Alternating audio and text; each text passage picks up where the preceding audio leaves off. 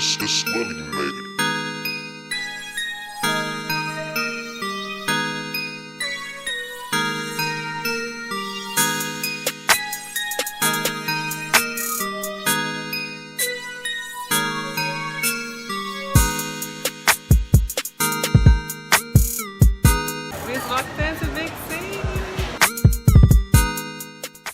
Best ice cream out here, y'all.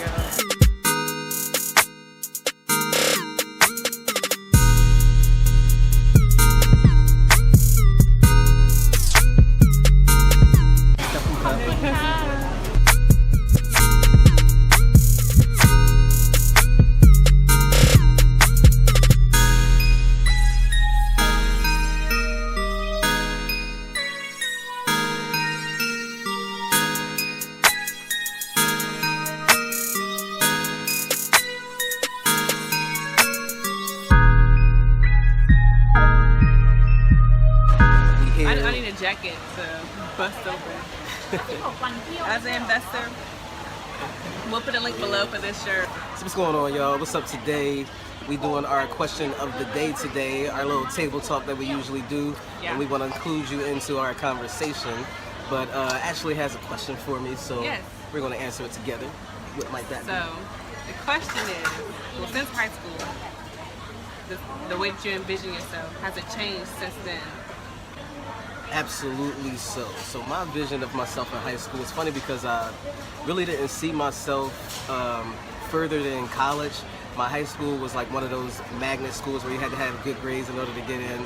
And so they really focused all of their energy on helping us to get into college and helping us to be able to get into college with a scholarship. And that was really about it. I never really saw myself beyond college. It was really just working on, keeping my grades up, getting a scholarship into college. And then in my head, I felt like eventually it'll just work itself out, right? Eventually, I'll figure out who I wanted to be and what I wanted to do once I got there. And it probably wasn't the best route to take, but I think because I focused all my energy in getting into college, I was able to get 100% full scholarship to get into college. So I accomplished that. I accomplished my goal that I had in college.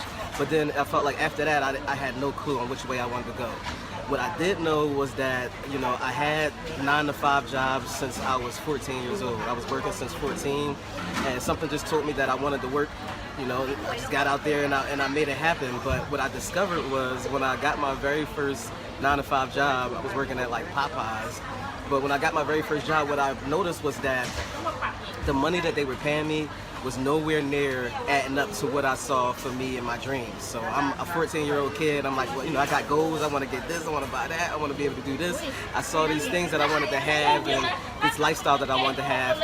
But what I discovered was that the job that I had was paying me minimum wage.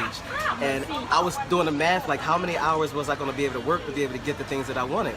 And so in my head as a 14-year-old kid, I'm thinking, well, maybe I should get 2 and 3 jobs. And so I'm literally in high school working multiple jobs, thinking that the more jobs that I work, maybe I eventually get the worth that I was looking for. And it didn't matter how many jobs I had, I never reached out to my worth. And so I knew working at the job didn't really satisfy me monetarily wise. And so I was thinking like maybe eventually I'll have a career where they'll pay me my worth. But I did know that while I was at the jobs, they were telling me like, you don't like authority, or I was getting there late. I didn't really like the structure that they had. But in my head, I never really saw the entrepreneur way out. Even though right now I know that it fits me to the T, that's the best thing for me. But at that time, when I was in high school, I never thought about owning a business, and that could be because, I never had that example in my family. So both of my parents worked at the same job for, my whole life, and they, just working on retiring there. And so when I saw them and I, see them wake up and do the same thing every day and go to the same place, I just knew that I wasn't going to be able to stay at one job and retire there. I knew that for a fact, but I just didn't know the other option that I had. But I just knew that, okay, it has to be something else. And so I think at the time that I was thinking like maybe I can be a music artist, maybe I can play basketball, like those typical things. And but I still had good grades. I still got a scholarship, and I ended up taking psychology in college and things like that. But I still wasn't sure what I was going to do with that. And so it really took me after college to start my first business. I've started multiple businesses since then. And so I think my vision of myself in high school was not even enough. I didn't even have a vision of myself 10 years later. I think that's the problem.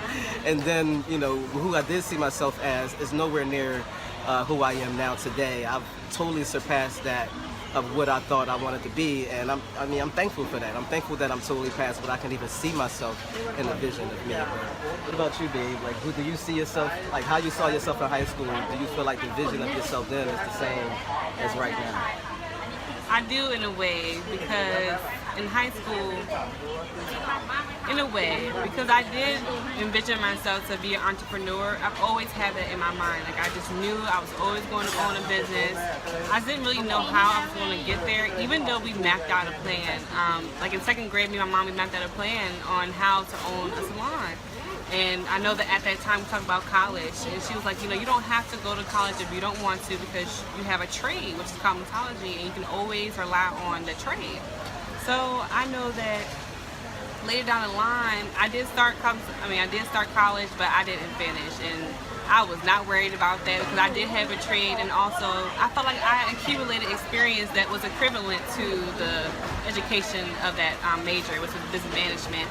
But I really did envision myself to be an entrepreneur, a business owner, to be free, to have like a freedom lifestyle, to work and travel.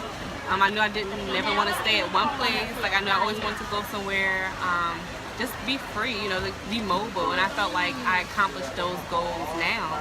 You know, I was able to own a salon already. I'm living a freedom lifestyle. I'm traveling where I want to go. And, you know, the vivid things, like I feel like I vividly envisioned me going to Thailand, you know, in high school, because I really wanted to go, you know, somewhere different, somewhere I thought that I would never be. And then now here I am in Thailand. So it's just like, it's just crazy how you do envision these things, you know, in high school, and it actually comes true. But I feel like it took me a while to get here because I always thought I had to be older. You know, I felt like I will only accomplish these things when I'm like 40. Or my late 30s, you know, I never thought I would accomplish it all before I'm 25 or 26 now. So it's just like, you know, it's so crazy that these things happen.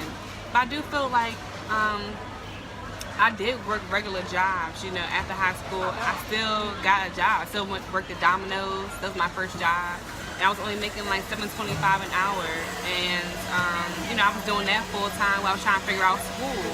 And I felt like, you know, I always know I want to be an entrepreneur because I always jumped into the leadership roles. Like, I'm always getting hired as a regular, like, CSR, as a customer service rep, or like a mediocre job. Then I move up very quickly. Like, now I'm manager. Now I'm assistant manager a month later.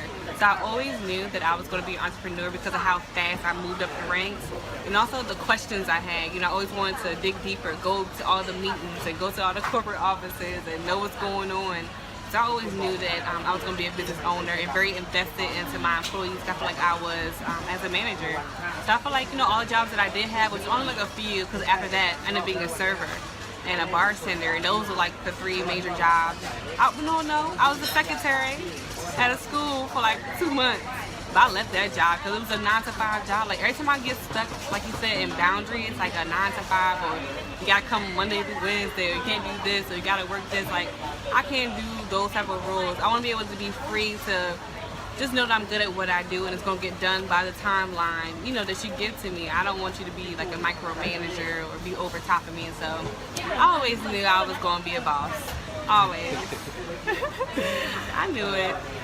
But the lessons I learned just helped me to be a better leader, you know, before anything, just to myself, you know, making more conscious decisions, evaluating the situation, and, you know, write your vision and make it plain. And I feel like I did that numerous times in my life, and I'm still doing it to, you know, now. I wrote down a plan literally to make it plain to myself and itemize it. And then I did it last year, did it the year before, and now I'm doing it again to where I'm creating new goals that I'm going to accomplish, like you said, in a shorter amount of time, because we have accomplished our goals so quickly. Like, you think it's going to take 2 years to accomplish this goal, it's going to take like 2 months. Like, you have to really think that it can happen any moment now. And I like the lesson that's on the mirror of the car on the side. It says objects are closer than what they appear in this mirror. And I feel like that lesson throughout my whole life, you know, things are closer than what they appear. So just don't think longevity or you got a lot of time, because you really don't have that much time. So think about it just happening for you tomorrow. You got to do the necessary actions to get you there. It's so funny how when we think about who we saw ourselves, you know, 10 years ago, now that we're closer to who our ideal self is, we feel like we're reaching the goals and the visions that we had faster now for some reason. And then also, since we've been together, taking a lot of digging, it's taking some getting through a lot of a type of strife and figuring out who we were individually. But then eventually, as we started to come together on what we wanted to do, and our full vision and our relationship started to mesh together.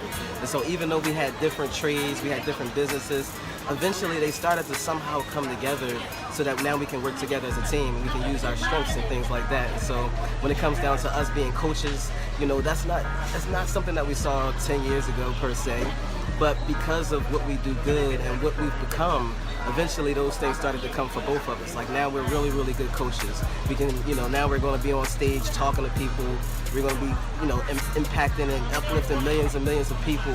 Like those are things that we probably couldn't even fathom at that time. But because we've come together as two strong superheroes, now we can come together and put huge visions together and use our strengths and use our power that and our vision and have our vision really work together. And now I feel like we can accomplish things a lot faster together than we may have been able to do before. Before we was making 5-year, 10-year goals. Now we're making 90-day, 1-year goals, and we're accomplishing them. And so I think it's a big difference when we combine forces, or when you combine forces with your mate or with your partner.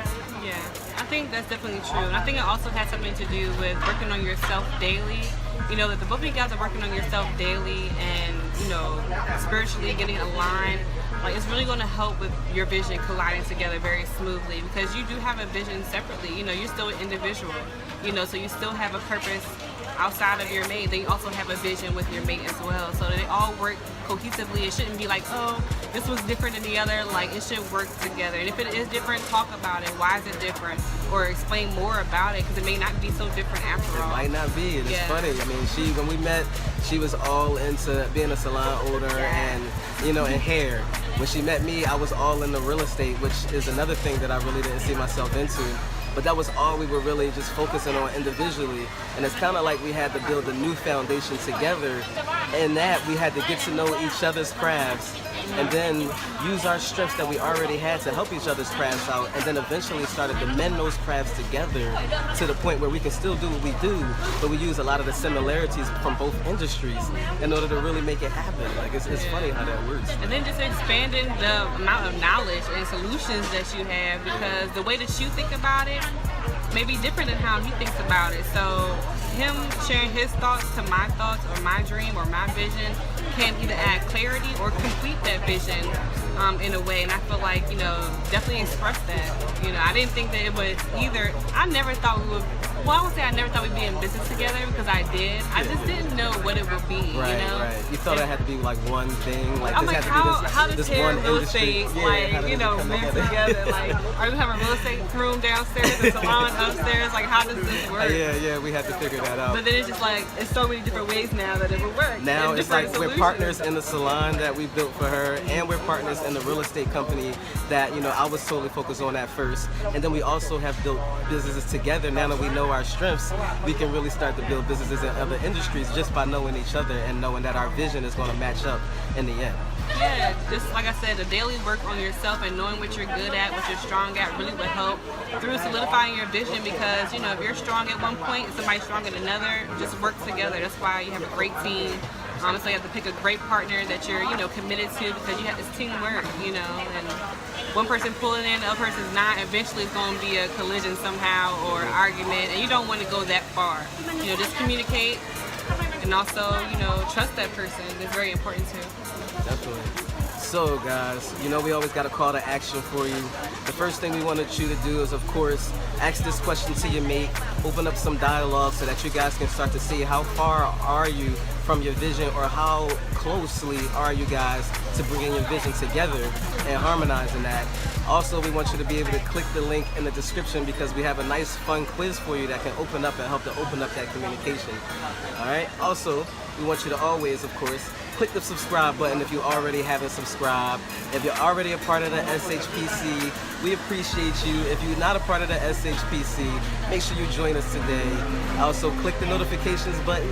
Yep, and make sure you write your answers that your mates gave you down below. Get some comments going. Yes, like, share, comment. Turn on your notifications so you can see us coming. And we can't wait to see what you guys said. All right, have a good one, y'all. Peace out. Have a good one.